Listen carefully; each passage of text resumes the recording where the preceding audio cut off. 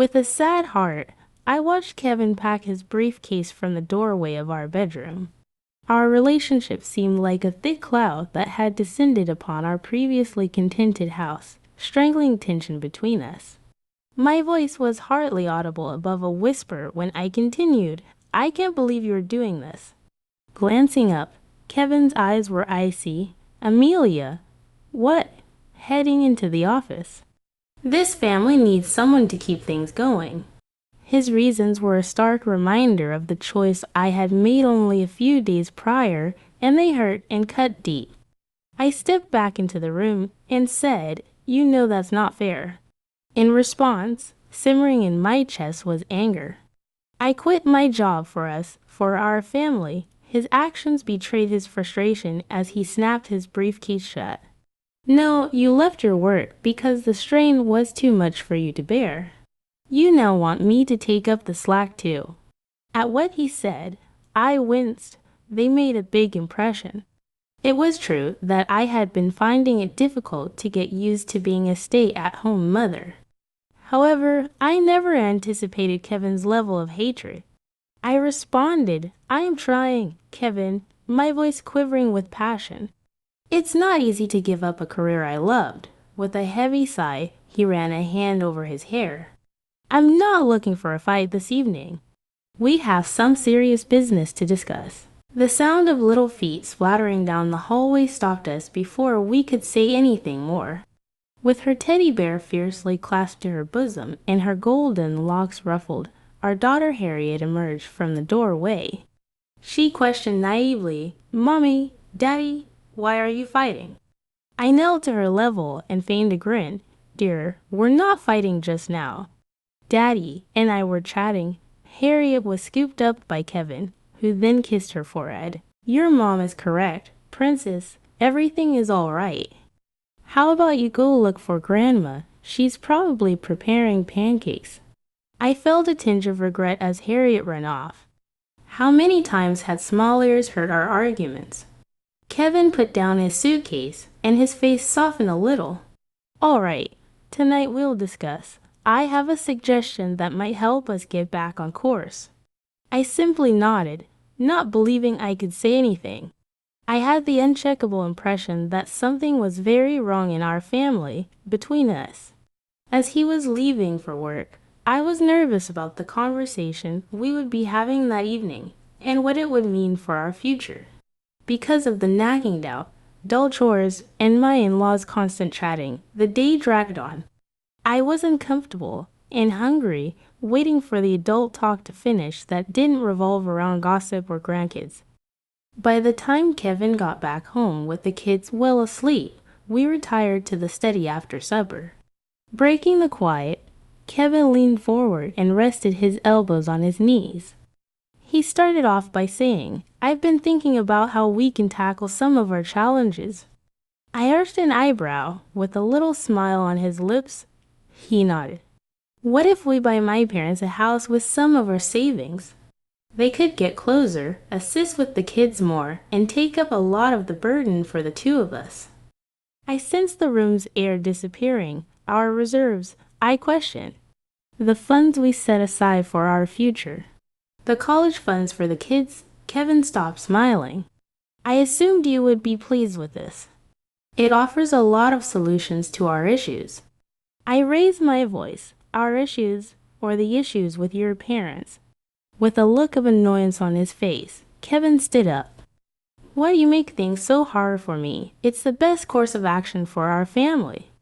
I watched in disbelief as he stormed out. Was anything like this actually taking place? Had my spouse suddenly proposed, without my consent, to spend our life savings to purchase a home for his parents? Feeling more alone than ever, I buried my face in my hands. What was going to happen to me? And more importantly, how had we arrived at this point? I heard quiet sounds coming from the kitchen the following morning, which I assumed to be those of Kevin and his mother. I walked down the corridor, being cautious not to trip on the noisy floorboard next to the stairs. "Mom, she's being unreasonable," Kevin said in a clear voice. I assumed she would be pleased with this. His mother gave a kind but clear response. Oh my goodness, some ladies simply cannot bear the demands of raising a family. Not every person is suited for it. I bit my lip as hurt and rage battled within me. Is that how people understood me, that I was unable to manage it? Perhaps if we just move forward with the plans Kevin said, she might change her mind. Really, it's for the best. I had enough. Not bothering to hide, I stormed into the kitchen. Kevin, for whom is the best? With remorse lighting over their cheeks, they both sprang. First to recover, Kevin's mother put on a cheesy smile. Good morning, my love. How was your night's sleep? Disregarding her, I concentrated on my husband. Were you going to talk behind my back about this? Or were you going to discuss it with me at all? Even Kevin seemed a little embarrassed. Amelia, that isn't how it is. We were only talking. I interrupted him, talking about making big financial decisions without me. About the future, ours and our children's. His mother intervened, always the mediator. Let's not get fired up just yet. Would you mind if I took the kids to the park so you two could have some alone time? She was yelling for Harriet and Jason as she hurried out of the kitchen before I could object. There was a sharp stillness between Kevin and me when the front door closed. You cannot continue doing this, I murmured quietly. You cannot continue to exclude me from decisions that impact our family. Kevin let out a sigh and ran his fingers through his hair. Amelia, I am not shoving you out. I'm searching for answers. Kevin, you've been the one who's been distant. I snapped. You've been acting like a failure ever since you persuaded me to quit my job because you said I needed to focus on the family. I moved away from him as he grabbed me. That is incorrect. Simply put, I believe that doing this would simplify things. Parents might assist with the children. You'd receive more assistance. More assistance. I gave a sour laugh. Your father hardly recognizes me, and your mother can hardly contain her hatred for me. Kevin grew stern-faced. That is unfair. They have been really supportive since you left your work. Supportive? I sneered. They have been choking me. You want to spend our money to buy them a house, but I can't make a single choice about our kids without your mother questioning me. He raised his palms. What else should we do with it? We could use the assistance since it is currently available. I looked into his eyes and saw him clearly for the first time in many months. This man is not the one I wed. This is someone else, totally. Kevin, I can't handle this anymore, I said. I refused to be excluded within my own family. His face became more composed. Come on, Amelia, we are able to resolve this. We just must. He was cut off by the sound of the front door opening. The enthusiastic chatter of our children filled the home, accompanied by the voices of his parents. Daddy, Mommy, Harriet yelled, see what we discovered at the park. I forced a grin onto my face as our daughter ran into the kitchen, brandishing a glittering pebble. However, I saw Kevin's mother's rough glance above her head. She was certain that she had won this round. I silently vowed as I bent to gaze at Harriet's treasure, this wasn't the end. I wouldn't allow them to drive me away from my own family. Something needed to shift quickly. Staring at the laptop screen in front of me, I sat at the kitchen table. I could see glimmers of the life I had left behind in each email and message that scrolled by. My fingers ached to write a resume so I could go back to practicing law, where I used to be quite successful. I was brought back to reality by the sound of Kevin's car driving into the driveway. I shut off the laptop quickly as remorse overcame me. How did I get here? I mean, hadn't I promised my family this? When Kevin spotted me, his face lit up and he came in. There you are. Hello, we could take the kids out to supper today. I was thinking, what do you think? I faked a laugh. That sounds fantastic. Where are the children? He answered, Mom took them to the mall. She said something about fresh school clothes. My lips twisted into a grin. Did she succeed? I believed that this weekend we had decided to accomplish it together. Without seeming to notice my dismay, Kevin shrugged. Mom extended an offer. I thought you would get a vacation from it. A break, as if I needed to get away from my own children. I tried not to cry while I swallowed my hurt. Kevin, we need to talk. About your parents, about this whole scenario. His shoulders stiffened as he groaned. Not this again, Amelia. I believe that this was behind us. What was the past as I slid into the driver's seat? Kevin's mother was standing there in the upstairs window. When our gazes locked, time seemed to stop. I saw the beginning of comprehension, a spark of wrath, and then, shockingly, something that nearly seemed like satisfaction. I fired the engine and slid out of the driveway without thinking. I drove through the lonely, dark streets with shaking palms on the steering wheel. To what destination were we heading? How would we proceed? My head was filled with questions that felt like they would never end. However, I felt calmer when I looked at my sleeping kids in the rearview mirror. We would work things out. It was necessary for us to. My phone buzzed just as the first rays of dawn were starting to strike the sky. My blood ran cold as I saw Kevin's name flash on the screen with the sentence, "You have no right to remove my kids. My attorney will get back to you. Amelia, you're not going to get away with this." My resolve strengthened, and I threw the phone onto the passenger seat. Now, there was no turning back. I would confront the next challenge and any upcoming struggles for the sake of my children and myself. I allowed myself a tiny grin as the sun rose, casting a picture of opportunity and optimism over the earth. This was only the start of a new chapter in our narrative, not its conclusion. I arrived at a dilapidated motel's parking lot, fatigue filling my body. Despite the mess in our lives, the children's faces were serene as they slept soundly in the back seat. I was about to cry as I propped my head on the steering wheel when I heard a tap on the window. "Amelia, is that you?" Blinking in shock, I looked up. My high school best friend, Jasmine, was there, gazing through the glass of face I hadn't seen in a long time. "Jasmine," I gasped out, wiping my eyes hastily, and got out of the car. "What are you doing here?" She drew me into a close embrace. "This place is managed by me, yet I forget about myself. What is happening? Are you all right?" Something inside me shattered at the concern in her voice. Before I knew it, I was crying in her arms and telling her the entire tale in between breaths. With each phrase, Jasmine's expression became more serious as she listened. Jasmine gave me a shoulder squeeze after I was done. "You won't remain in this hole. Come on, I'll give you my extra room." After an hour, the kids were nestled into cozy beds, and I took a seat at Jasmine's kitchen table, enjoying a warm cup of tea. "So, what's your plan?" Jasmine inquired politely. Feeling confused, I gazed into my tea. "I'm not sure.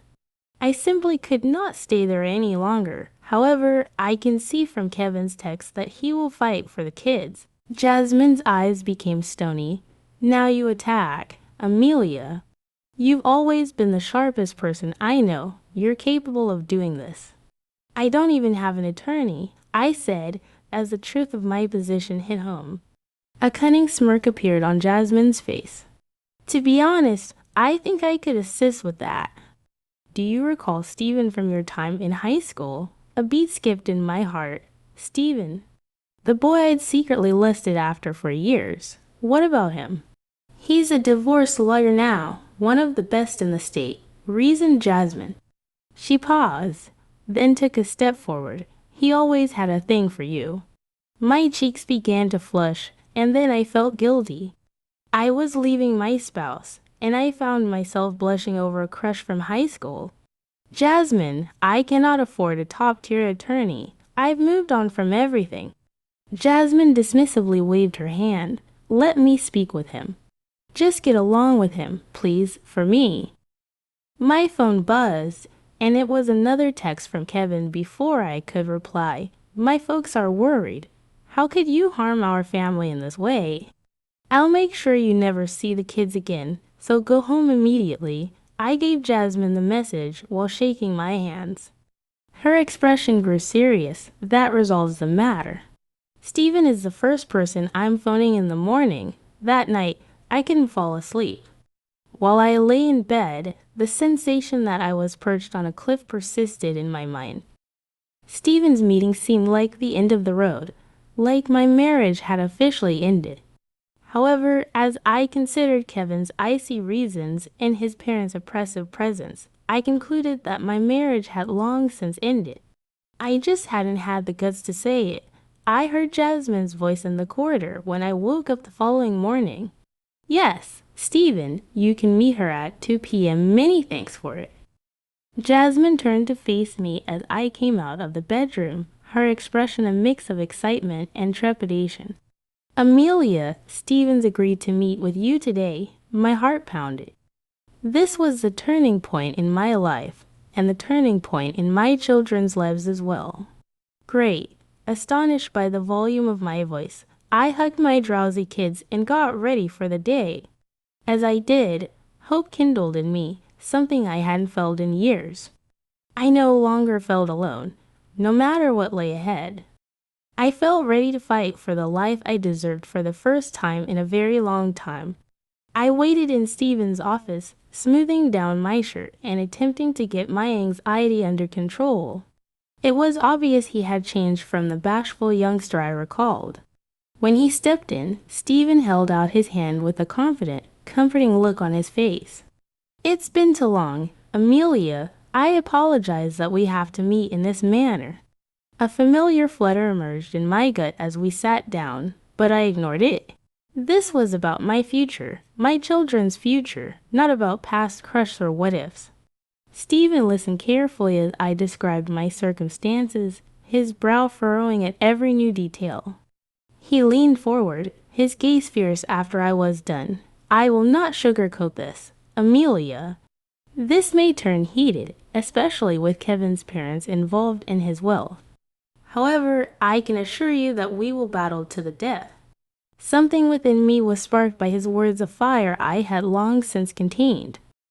How do we start? We plotted for the next minutes as Stephen described our strategy. I sensed the return of my previous legal feelings, and we began discussing the details. When my phone beeped, I quickly looked at the screen. It's Kevin. I have to take this. As I left Stephen's office, Kevin's tone was composed and icy. Where are you? Amelia, my parents are devastated.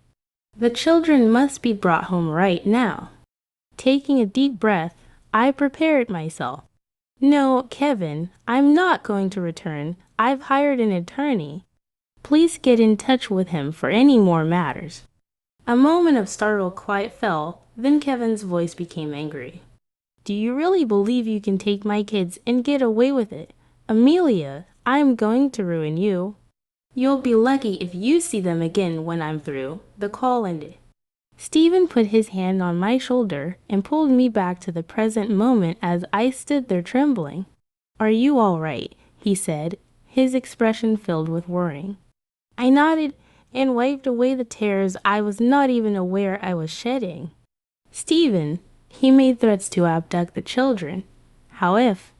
With his hands resting on my shoulders, he said, Hey, we will not let it occur, Amelia.